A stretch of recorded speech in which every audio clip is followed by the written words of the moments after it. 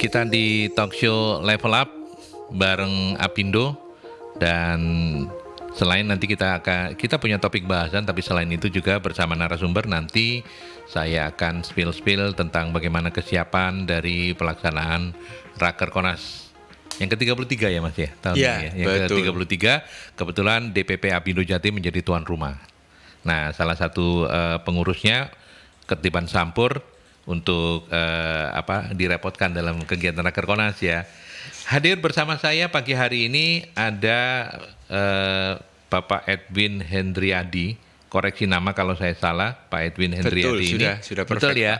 Pak Oke, Aldi, ya. baik. Pak Edwin Hendriadi ini Wakil Ketua Bidang Manufaktur dan Industri Energi Terbarukan DPP Apindo Jatim. Ya. Dan kita akan bicara tentang strategi dan peran Apindo menyikapi tantangan bisnis di Jawa Timur. Karena usianya masih muda, masih energik, izinkan saya memanggil Mas Edwin saja ya. Monggo, Supaya Pak Aldi. lebih akrab nggih. Oh, baik. Ya, apa kabar Mas Edwin? Baik, Pak Aldi. Selamat Sehat. pagi pemirsa Radio Mercury yang Sahabat saya hormati. Mercury. Oh, sahabat Mercury. Iya, oke.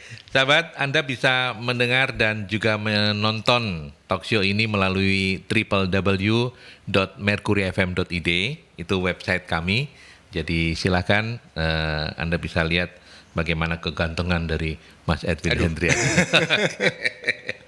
Masih sibuk ya sekarang ya, teman-teman Ya, panitia? padat sekali karena Padat ini sekali. menjelang 1 minggu terakhir sebelum persiapan Rakerkonas kita yang Iya, kita iya, iya. laksanakan minggu depan. Minggu depan, ya. Tanggal 28, 29 dan 30 Agustus. 30 Jadi Agustus. penghujung akhir bulan Agustus yang memang kita buat di bulan Agustus untuk sekaligus merayakan kemerdekaan Republik Indonesia. Oh, jadi Pak semangatnya Aldi. masih Betul. kemerdekaan ya. Iya. Nusantara baru, Indonesia Iya. maju.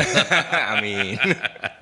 Oke, baik. Tapi kita punya topik yang menarik karena kita pingin tahu juga bagaimana kemudian Apindo bersinergi dengan pemerintah begitu ya. Dan kalau karena kita bicara di levelnya Jawa Timur, maka bagaimana kemudian Apindo Jatim menyikapi tantangan bisnis.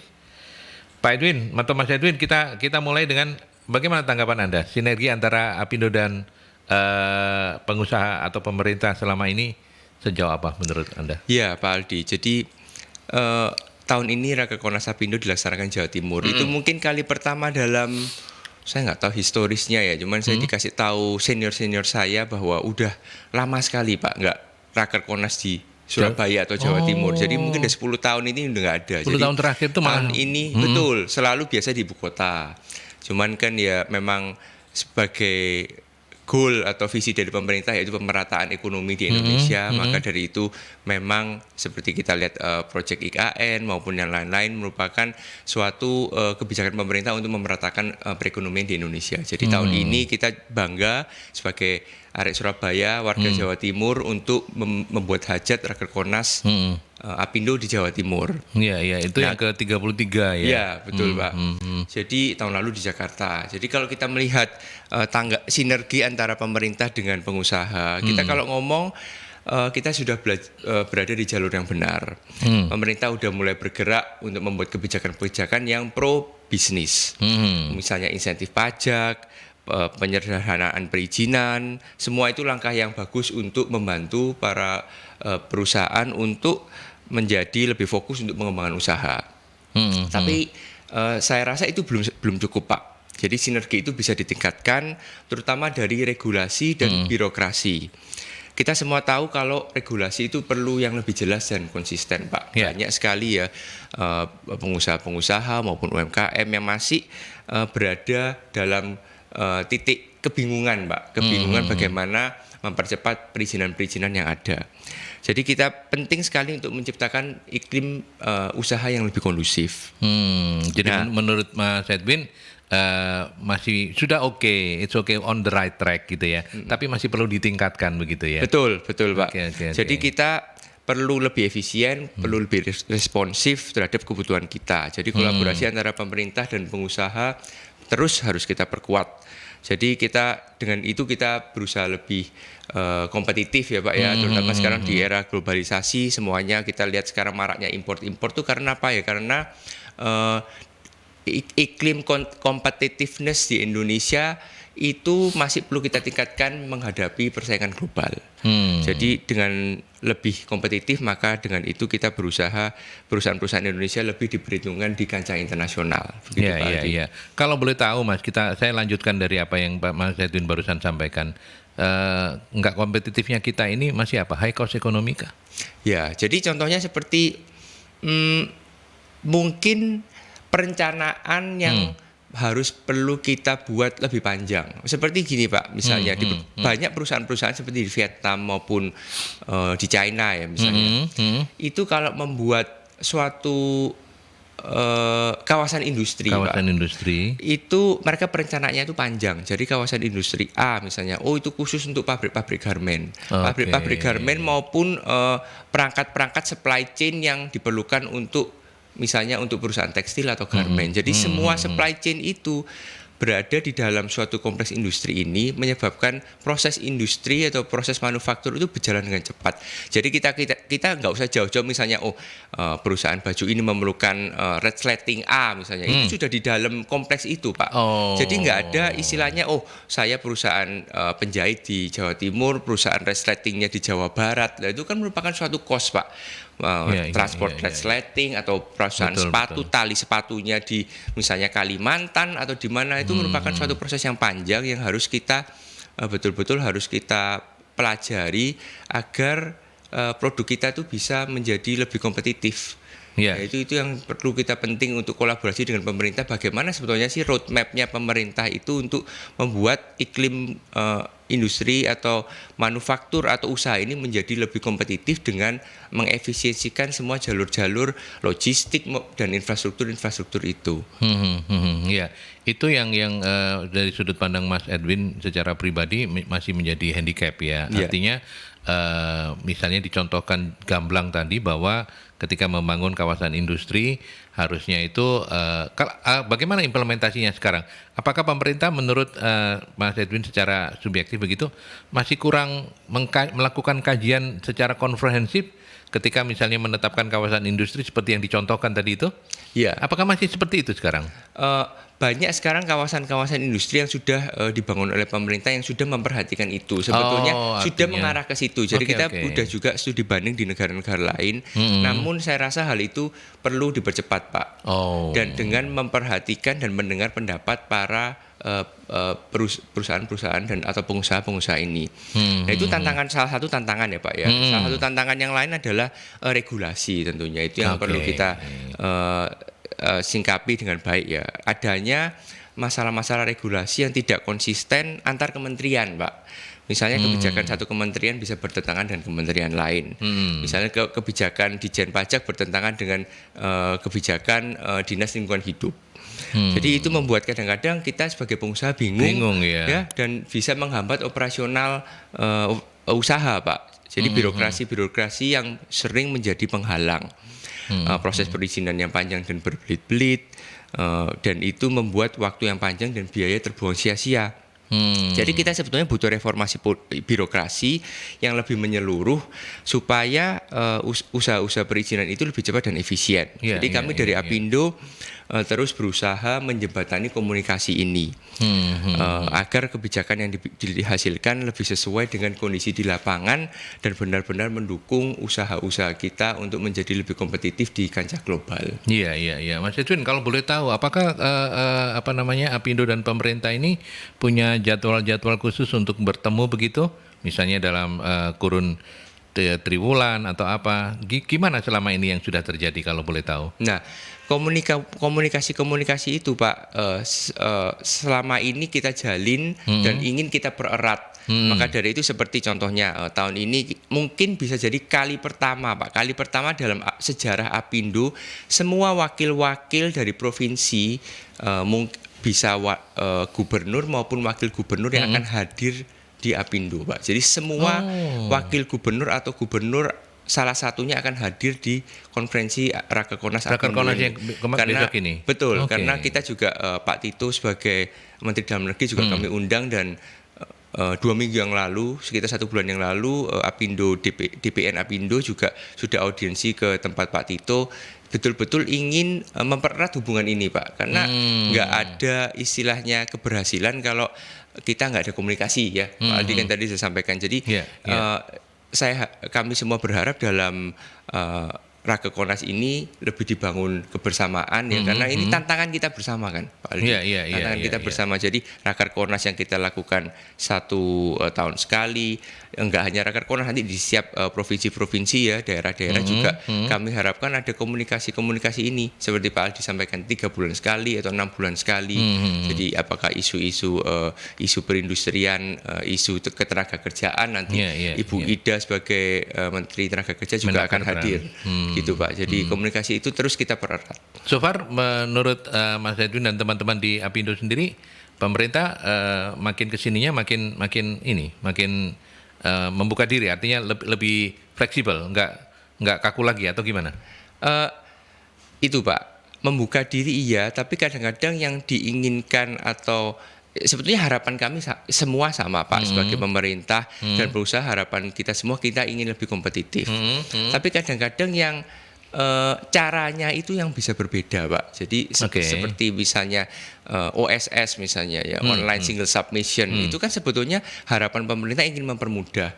Tapi kenyataan di lapangan Pak, ya kejadian di lapangan kan kadang-kadang kita merasa bisa lebih lama karena kita istilahnya tidak berhubungan dengan manusia kalau kita ngelihat ya. Jadi kita hanya melakukan OSS secara online, lalu setelah itu tanggapannya juga lama Pak. Terus kita tuh juga bingung, seakan-akan kita tuh menghubungi siapa kalau ingin mempercepat proses ini misalnya. Jadi sebenarnya goal kita sama Pak, tinggal cara di lapangannya itu cara mempermulus Pak, di amplasnya ini seperti tambah mulus itu bagaimana caranya, itu yang perlu komunikasi. Iya. Oke. Nanti kita akan spill lebih jauh, menarik karena Mas Edwin sudah membuka diri, Apindo sudah membuka diri. Pemerintah sebenarnya juga sudah mencoba untuk mengakomodir ya. Tetapi ya itu tadi, tujuannya sama, goalnya sama, cuman caranya kadang-kadang pemerintah ini ya kita tahulah, kita masih di Indonesia ya, bukan cuma Apindo yang merasakan, kami semua juga merasakan. Kadang-kadang ini ada aplikasi bisa digunakan online, tapi ketika kita coba gunakan kemudian ada masalah, kita ke siapa? Nggak ada responnya, nggak cepat dan lain sebagainya. Ya, itu beberapa persoalan. Terima kasih Mas Edwin, nanti kita lanjutkan, kita ke iklan dulu ya. Baik. Kita break ke iklan dulu. Ya, dari sesi yang pertama tadi kita ikut seneng ketika tahu bahwa teman-teman Apindo pun juga ternyata sudah mencoba terus ya makin mendekatkan diri ke pemerintah, karena bagaimanapun juga kan ketika ekonomi bergerak ini kan kesejahteraannya nanti akan turun ke bawahnya, itu ke kesejahteraan rakyat Indonesia juga karena membuka lapangan pekerjaan dan sebagainya. Dan kalau di Jawa Timur sendiri Mas, misalnya Mas Edwin yang lihat karena kan DPP Provinsi Jawa Timur ya, apakah so far Apindo, DPP Apindo Jatim bersama Pemprov Jatim hubungannya sudah oke, atau mumpung masih ada kesempatan ini untuk ngomong biar didengar oleh teman-teman di provinsi, bagaimana? Baik Pak, hubungan kami baik dan itu pasti perlu kita tingkatkan lagi. Jadi saya rasa semakin tahun semakin baik ya, apalagi di era, apalagi kita waktu COVID Pak, itu kan betul-betul perlu koordinasi ketat dengan pemerintah provinsi. Jadi waktu itu dengan Ibu Khofifah juga udah audiensi berkali-kali untuk berdiskusi bagaimana sih meningkatkan competitiveness Provinsi Jatim, karena ya kita mau nggak mau kalau kita ngelihat secara domestik Pak, kita juga bersaing dengan provinsi lain, dan itu yang memang provinsi-provinsi, gubernur maupun kepala provinsi yang lain itu memang dituntut untuk semakin bersaing. Dan salah satunya misalnya kalau kita ngelihat competitiveness dalam arti gaji misalnya ya UMK kita kan lebih tinggi dari Jawa Tengah. Nah ini memang isunya banyak sekali perusahaan-perusahaan yang akan pindah ke Jawa Tengah. Nah itu nggak bisa kita pungkiri. Sekarang apalagi sekarang ada kawasan industri baru-baru di Jawa Tengah ya. Maka dari itu waktu itu Bukoviva juga concern bagaimana itu waktu itu sempat diskusi dengan perusahaan-perusahaan yang memiliki karyawan yang banyak ribuan seperti Mas Pion, Integra itu juga kita audiensi gimana jangan sampai pindah ke Jawa Tengah. Nah itu kan sebetulnya kan juga sudah terbakar competitiveness antar provinsi gitu. Jadi itu concern bagaimana kalau semuanya pindah ke luar pulau atau ke bagian Jawa yang lain yang lebih murah. Nah itu bagaimana kita kan juga dituntut ya seperti index of competitiveness rasionya seperti apa. Jadi kalau Jawa Timur semakin terperosok, nah itu kan merupakan raport yang nggak bagus untuk pemerintah provinsinya. Ya, tapi boleh sebagai awam saya menanyakan, melanjutkan pertanyaan soal upah ini kan memang sesuatu yang tidak semudah membalik telapak tangan, Mas Edwin ya. Artinya kan ini simalakama begitu ya. Ada harus dilakukan hati-hati, harus dilakukan. Nah, ketika kendalanya kemudian orang berpindah tempat produksi dari Jatim ke luar Jatim hanya karena upah. Apa solusi yang waktu itu Bukoviva sempat sampaikan untuk supaya ya termasuk Cheers yang makin hari makin besar gitu, tidak pindah tiba-tiba kita nggak punya teman lagi di Surabaya gitu. Apa? Jadi kita berusaha melibatkan 5, kita bilangnya pentahelix. Pak. Betul Pak ya. Jadi pemerintah dalam hal ini seperti kalau provinsi ya pemerintah provinsi, perusahaan atau pengusaha ya, komunitas atau masyarakat ya Pak ya. Termasuk media ya. Wah itu media itu juga penting Pak. Keempat adalah media dan kelima adalah akademisi atau pengajar ya Pak ya. Jadi semuanya harus berperan.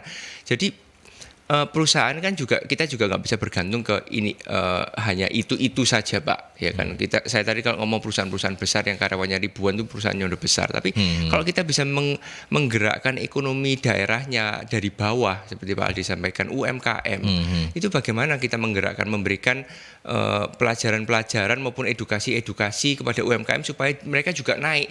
Kalau kita hanya menggantungkan perusahaan yang cuman mungkin top 10 di Jawa Timur itu aja mereka pindah habis dong. Nah kalau UMKM-nya bergerak mereka bisa semakin naik ya. Kita akademisi memberikan pengajaran, lalu media juga memberikan exposure untuk mereka ya. Seperti Pak Aldi tadi di off air membicarakan kita punya Radio Mercury punya binaan. Wah itu bagus sekali gitu. Nanti mau kunjungan ke pabrik Cheers ya itu kita monggo Pak. Kita juga banyak memberikan edukasi karena UMKM itu sebetulnya tuh punya ambisi Pak, itu yang harus kita bakar terus. Bagaimana supaya kompetitif? Cuman kadang-kadang mereka tidak punya channel edukasi yang bisa menaikkan atau memasarkan produk-produk mereka atau menggunakan cara-cara pemasaran yang baik seperti apa. Lalu bagaimana cara mengolah financial yang benar. Biasanya cuma jualan produkku laku Pak, tapi kalau cashnya nggak ada, nggak bisa nagih misalnya. Pemasaran harus dibina, financial keuangan harus dibina. Lalu bagaimana memanfaatkan teknologi Pak.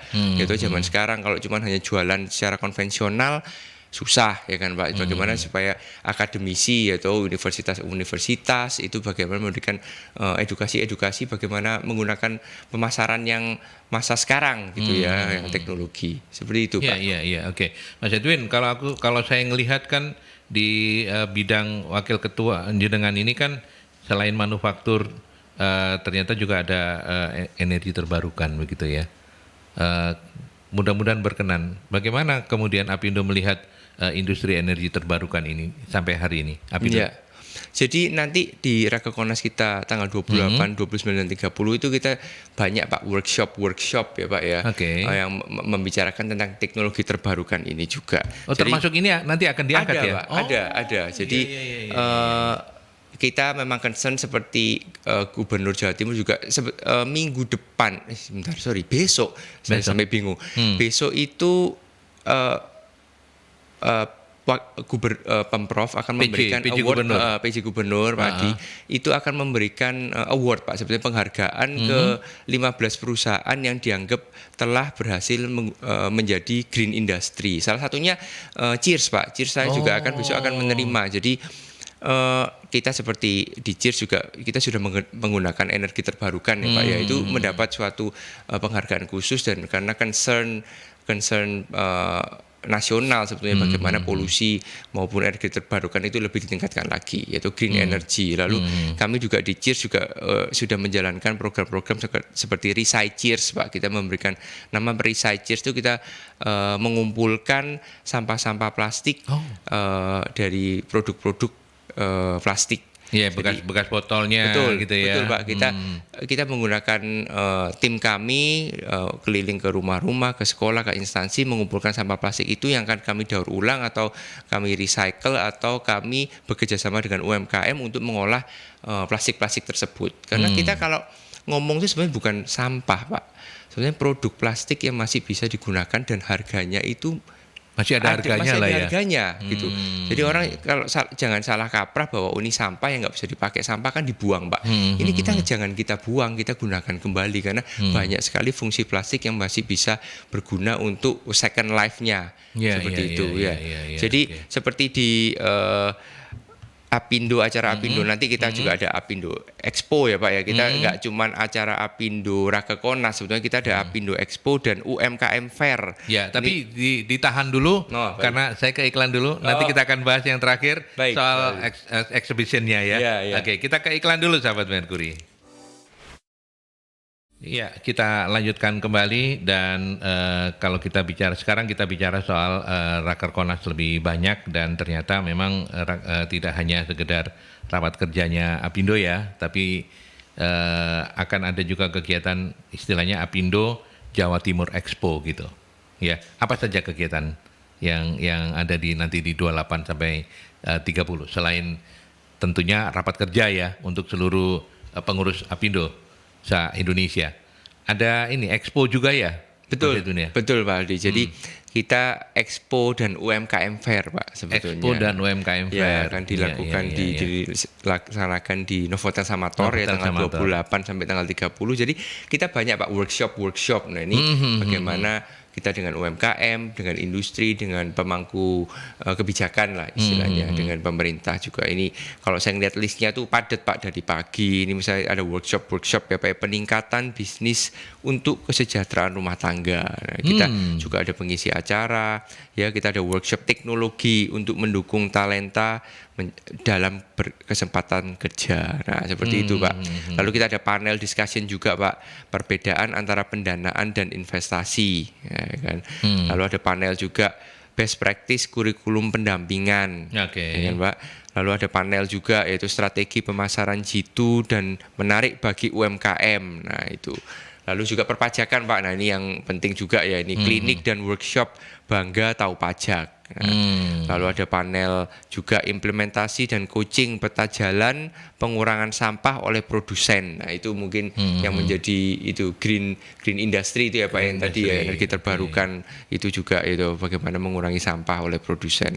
Lalu program-program pelatihan Apindo juga ada Apindo Training Center ya, itu juga akan kita bahas di situ di workshop dan panel discussion. Lalu ada panel juga menembus pasar ekspor Pak ya, bagaimana kita lebih kompetisi supaya nggak dibanjirin produk impor terus Pak. Seperti contohnya Cheers ya Pak ya, kita tuh ekspor juga Pak. Iya, kita tuh ekspor juga padahal banyak air minum lain yang masuk ke Indonesia ya, tapi kita juga melakukan ekspor. Jadi kita juga bangga menjadi kemana saja? Kita kalau saya Cheers, kok jadi haus ya. Silakan. Apa ya.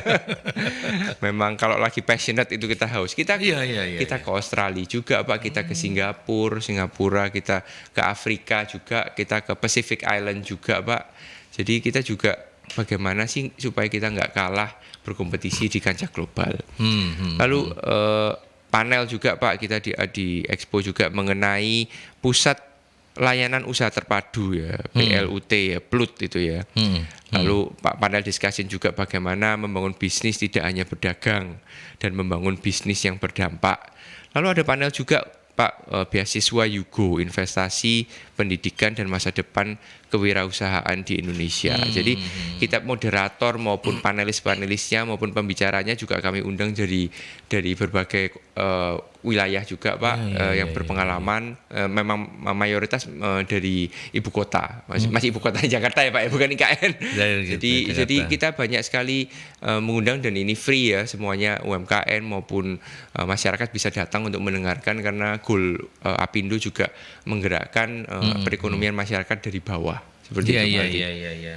Oke, dan kerennya lagi memang semuanya itu diselenggarakan secara gratis. Jadi silakan dimanfaatkan untuk sahabat-sahabat Merkuri. Anda para pelaku UMKM juga pasti akan mendapatkan banyak manfaat ya Mas Edwin ya. Betul. Kalau mau hadir, dan kalau kita pingin sahabat-sahabat kita dan seluruh masyarakat warga Surabaya juga pingin tahu lebih detail acaranya itu, karena kan nggak mungkin mengingat demikian banyak. Itu ada di IG-nya Apindo ya? Ya, bisa ke Apindo Jatim, Pak. @Apindo Jatim ya. Apindo Jatim. Gabung gitu aja. Jadi nanti di situ akan terus update hari ini agendanya apa, hari ini benar gitu ya. Iya. Jadi selama Rakerkonas itu 28 sampai dengan 30. Iya, betul. Kalau yang Rakerkonasnya sendiri tanggal 29 ya. Iya, betul. Tapi sebetulnya tanggal 28 itu sudah ada diskusi-diskusi, Pak. Jadi diskusi kaukus istilahnya itu sudah mulai sebetulnya. Jadi kita berencana mengundang Ibu Mari Eka Pangestu juga sebagai diskusi, langsung diskusi Pak, tertutup lah. Mungkin membahas isu-isu ekonomi senior banget ini ya. Betul. Mari Eka Pangestu. Lalu mungkin hari itu juga Pak Erlangga juga udah bisa hadir. Jadi malam kita udah diskusi juga dengan Pak Erlangga, Menko Perekonomian. Ya, betul Pak. Karena masih Menko kan dia? Masih. Sudah nggak di partai tapi masih Menko. Iya. Masih di partai, cuma bukan ketum. Oh betul, iya, bukan ketum. Iya. Oke, jadi 28 juga sudah ada diskusi. Tema besarnya kan sinergi ya, sinergi Apindo dengan pemerintah. Kalau saya nggak salah Rakerkonasnya ini. Betul. Nah, sebenarnya isu sentralnya apa sih? Apa yang kemudian kalau ini bukan rahasia ya, kalau artinya yang masyarakat, yang publik boleh tahu, apa nanti yang akan banyak sekali dibahas ketika ini kan mendatangkan juga, saya dengar dari Mbak Imelda kapan hari Senin kemarin itu nanti ada Pak Mendagri, ada Ida Fauzia, ada beberapa menteri yang lain juga begitu kan ya. Nah, apa Mas Edwin? Sebetulnya isu besarnya secara detail sinergi pemerintah dengan pengusaha. Bagaimana supaya memperlancar birokrasi dan gitu regulasi. Sebetulnya itu dan artinya itu yang tetap masih dirasakan oleh teman-teman Apindo ya. Betul. Harus terus diperbaiki oleh pemerintah. Ya. Karena ya itu tujuannya sudah sama, Pak. Tapi karena begitu cepatnya perubahan ya, Pak ya. Jadi kadang-kadang pengusaha itu bingung, Pak, karena setelah ditetapkan regulasi A, tiba-tiba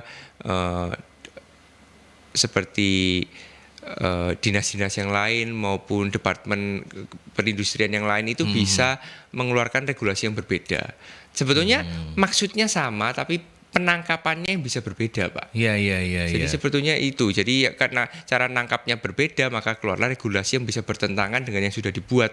Jadi seperti pemerintah pusat memberikan regulasi A, penangkapannya di daerah-daerah itu berbeda, lalu mereka mengeluarkan regulasi yang lain yang bisa jadi bertentangan. Nah, itu kita mau luruskan, Pak, sebenarnya. Iya. Paham saya. Karena maaf ya, kalau sekarang itu kayaknya masih, meskipun sudah banyak berkurang, masih berlaku Pameo, kalau masih bisa dipersulit ngapain dipermudah. Nah, itu yang harus kita rubah, Pak. Betul. Seperti ini contoh konkretnya misalnya, Pak, kita di energi terbarukan juga ya, instalasi solar energy ya, Pak ya, solar cell.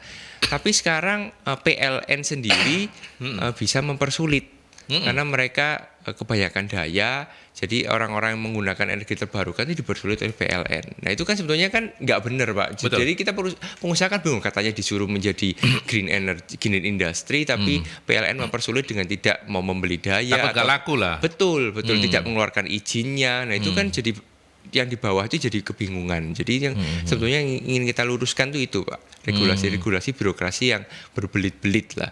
Tapi maksud pemerintah sudah baik dan kita upload untuk itu, dan kita ingin lebih mempererat lagi, Pak. Intinya itu dengan komunikasi yang lebih intens. Ya, mudah-mudahan maknanya bukan politis ya, tapi saya ingin menanyakan bagaimana Apindo melihat pergantian pemerintah ini. So far so good dari Pak Jokowi ke Pak Prabowo, atau gimana Mas Edwin? Kita masih berharap Pak, sebetulnya berharap karena memang banyak isu-isu yang sebetulnya bisa positif bisa negatif.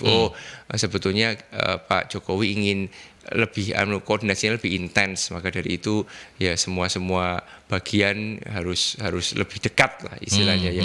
Tapi kami juga berharap sebetulnya apakah bisa terlaksana dengan baik kan setelah Pak Jokowi lengser perubahan ini dengan Pak Prabowo. Sejauh ini kami rasa Pak Prabowo komit untuk melanjutkan yang dilakukan Pak Jokowi. Jadi sebetulnya hal ini merupakan hal yang positif lah Pak, dengan lebih membuka diri, dengan istilahnya membangun hubungan ya, seperti bulan September nanti kan akan ada konferensi Indonesia Afrika di Bali Pak. Jadi CIRS juga support Pak, saya juga tahu. Jadi semua dunia internasional itu sudah memandang Indonesia sebagai lawan atau kawan sanding yang bisa diperhitungkan gitu Pak. Jadi bagaimana menjadi mitra Indonesia sebetulnya. Apalagi kita juga mengetahui China juga istilahnya sedang bergolak ya Pak ya. Mereka perekonomiannya turun, lalu banyak isu-isu yang tidak diselesaikan oleh China dengan Amerika dan Eropa. Jadi ini sebetulnya menjadi kesempatan yang sangat baik untuk Indonesia supaya naik pamor sebetulnya. Maka dari itu Pak Jokowi juga mungkin sudah merasakan hal itu dan harus mengambil kesempatan ini gitu, supaya nggak hanya istilahnya kita istilahnya hanya mitra kerja dunia adalah China, pusat industri di China, tapi Indonesia itu harus lebih kompetitif lagi, karena kita di Asia Tenggara pun kita sebetulnya masih jauh bisa lebih baik dari yang sekarang. Kita seperti Vietnam, Thailand, Malaysia itu kan merupakan suatu industri-industri atau negara yang kuat sebetulnya. Sekarang sedang dilirik oleh mancanegara juga ya, bagaimana bekerja sama dengan Asia Tenggara, Vietnam, Thailand, tentunya Indonesia sebagai populasi yang paling besar di sini, kita punya natural resource, punya sumber daya manusia yang sangat baik, yang bisa memberikan daya tambah untuk Artinya Mas Edwin melihat competitiveness kita itu sebenarnya masih oke dan masih sangat bisa ditingkatkan. Ya, karena kita punya backbone-nya Pak, natural resource sama sumber daya manusia itu. Tinggal regulasinya sama sebetulnya keinginan masyarakat, dalam hal ini pengusaha, UMKM maupun yang skala besar, dengan pemerintah yang harus disamakan dan disatukan. Jadi jangan hanya kepentingan tertentu saja Pak. Itu kan yang kadang-kadang dirasakan oleh masyarakat. Kepentingan tertentu saja ya, itu yang nggak boleh. Makanya UMKM harus kita naikkan supaya nggak hanya segelintir perusahaan yang menikmati hasil dari perubahan regulasi ini. Seperti itu. Ya. Mas, saya juga ingin menanyakan sesuatu yang mungkin di luar Kerkonas ini, boleh ya? Nah, beberapa waktu lalu saya sempat bahas juga, pertanyaannya begini, apakah menurut sudut pandang kan jenengan pengusaha dari banyak perusahaan begitu ya, jadi maksudnya CEO di banyak perusahaan, pertanyaan besarnya adalah apakah bisnis sekarang sedang baik-baik saja? Karena beberapa waktu yang lalu saya sempat bahas, Januari sampai bulan Juli kalau saya nggak salah itu sudah 100.000 lebih PHK terjadi. Nah itu kan artinya bisnis sedang tidak baik-baik saja. Makanya saya ingin mengkonfirmasi, menurut Mas Edwin sendiri, apakah CIRS dan adik-adiknya, yang paling tua apa? CIRS. Kita ada Lem Raja Wali juga Pak, di Mikatasa. Mikatasa dan adik-adiknya termasuk CIRS itu so far so good. Artinya secara umum iklim bisnis masih cukup baik. Atau seperti apa Mas Edwin melihat? Karena banyak orang bilang, wah saiki dolek duit susah. Bahkan banyak orang bilang cari uang yang haram saja susah, apalagi yang halal. Ya, gimana Mas? Ya, saya juga punya komunitas ya Pak ya. Jadi kita juga selain Apindo juga ada komunitas-komunitas kami yang lain juga sering berdiskusi hal-hal seperti ini. Jadi kalau saya lihat sebetulnya mirip sama waktu COVID Pak. Jadi ada perusahaan yang diuntungkan di masa ini, ada perusahaan yang tidak baik-baik saja. Seperti memang banyak sekali PHK ya, terutama tekstil, sepatu. Kami juga bergerak di bidang sepatu Pak. Jadi itu yang labor intensif dan mendapat banyak tekanan dari luar juga. Tapi seperti sepatu misalnya. Sekarang kan China kan sedang istilahnya dimusuhin ya Pak ya sama. Jadi sebenarnya banyak sekali order-order yang masuk ke Indonesia. Sebetulnya itu kalau kita bisa menangkap, kita malah lebih baik. sebetulnya, karena banyak perusahaan-perusahaan sepatu yang seperti ya apalah dari mancanegara, Asics, New Balance itu yang istilahnya nggak bisa lagi ke China, mereka ke Vietnam, Indonesia, Bangladesh, Kalau seperti tadi, itu. ya kalau tadi dikatakan kalau kita bisa menangkap, artinya kita belum bisa sepenuhnya menangkap. Betul, Pak. Kenapa, Mas? Ya karena orang kalau mau masuk Indonesia masih berpikir 2 kali, Pak, dengan regulasi yang berbelit-belit itu. Oh, Nah, seperti saya punya teman juga, dia bisnis elektronik, Pak. Iya, iya.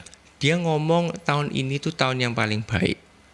Tahun yang paling baik ya. Jadi orang nggak beli baju tapi beli handphone atau apa, mungkin saya juga nggak ngerti. Seperti dia mengadakan promo yang 88 barusan tuh dia sampai nggak ngatasin nerima order. Sampai kayak gitu.